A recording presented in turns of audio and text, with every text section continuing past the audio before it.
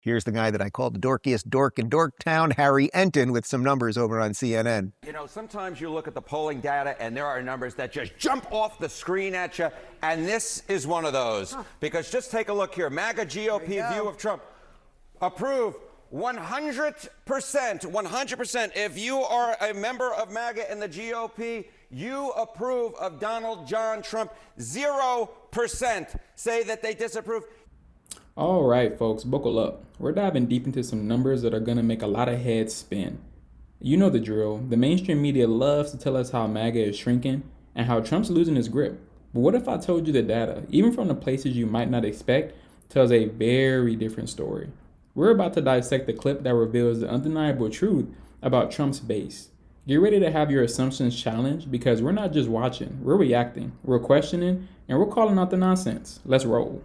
You don't have to be a mathematical genius to know you can't go higher than 100%. He is the 1972 Miami Dolphins. Now, there are some Republicans who disapprove of Donald John Trump, but they are not members of the Make America Great Again movement. The bottom line is this: if you are a member of MAGA, you approve of Donald Trump. It's interesting, though, because there have been a couple prominent people who have sort of come out online, and they're very mad about this war with Iran because he promised no new wars. Is there any sign that people might be leaving MAGA relative to 2024? Yeah, okay. So, you know, I've said it before, and, you know, the theme of this segment is Tucker Carlson be darned. And when we look at the numbers, I mean, I've heard some people say, oh, you know what, when you look at those MAGA numbers, it doesn't account for those who might have left MAGA. But take a look here.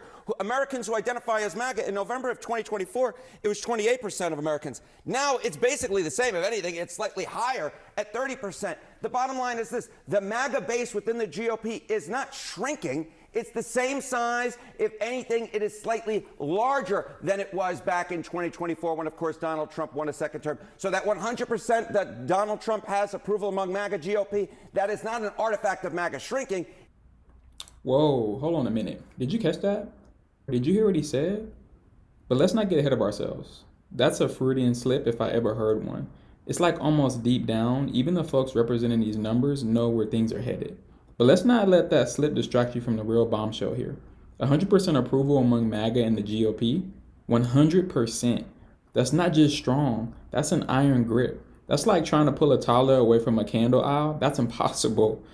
They're trying to tell us the base is shrinking. No, actually it's growing. From 28% to 30% of Americans identifying as MAGA? That's not a decline. That's a surge, folks.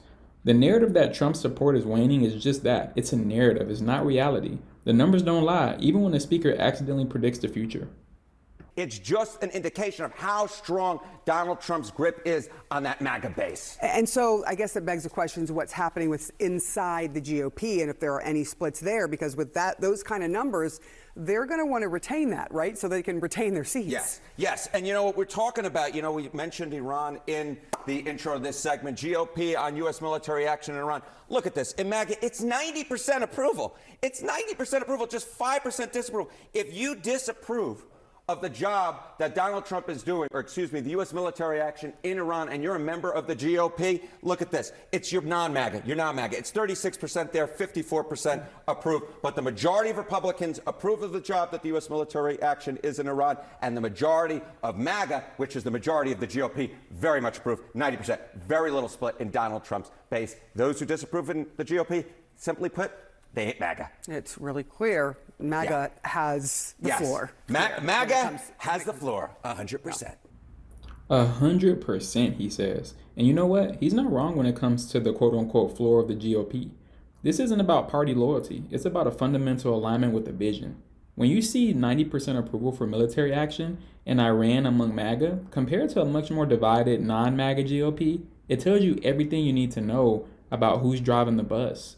This isn't about agreeing with Trump. It's about agreeing with America First principles that Trump embodies. The idea that we shouldn't shy away from confronting our enemies, that we should project strength, and that peace comes through power, that resonates deeply with the MAGA base.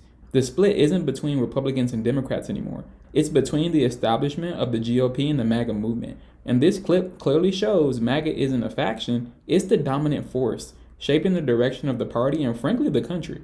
Anyone who thinks otherwise is living in a different reality. All right.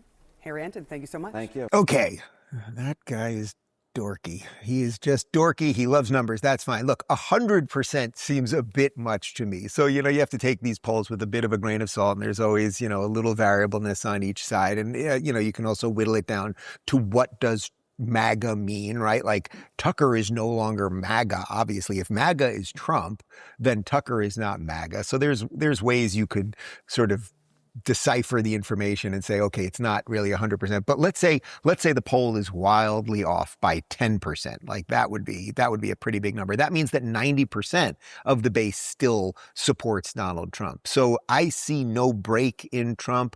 I think if they find out that Kent is a leaker, which again seems quite likely, and perhaps that he was leaking to Trump, that people will want to go after him. I think that Rubio and Hegseth and Trump have made a consistent case. In Trump's case, it's been for 40 years. In Rubio's case, it's been for at least a decade. They've made a case for why this is happening right now and that you don't wait for your enemies to get stronger. And clearly, the 13 or so countries in the Middle East outside of Israel who are getting bombed right now by Iran are happy about this. And I said it weeks ago, and I'll say it again right now. I think when this thing is wrapped up, there are going to be new peace deals on the table because everyone's going to realize, boy, America's back in action. They're not messing around. Israel was actually protecting and getting rid of our number one enemy. And there you have it, folks. The numbers don't lie, even when the media tries to spin them.